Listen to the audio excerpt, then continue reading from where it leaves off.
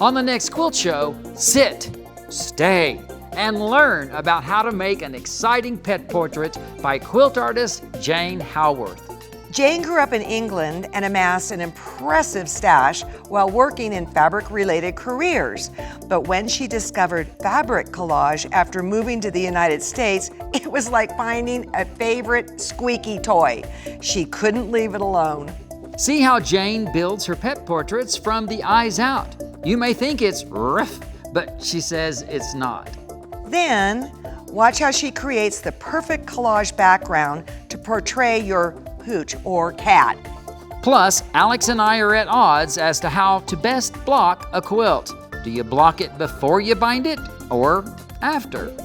All I know is if you want a super flat quilt, we have tips and tricks to help you do that. So, sit, stay, and fetch some fun on the next Quilt Show.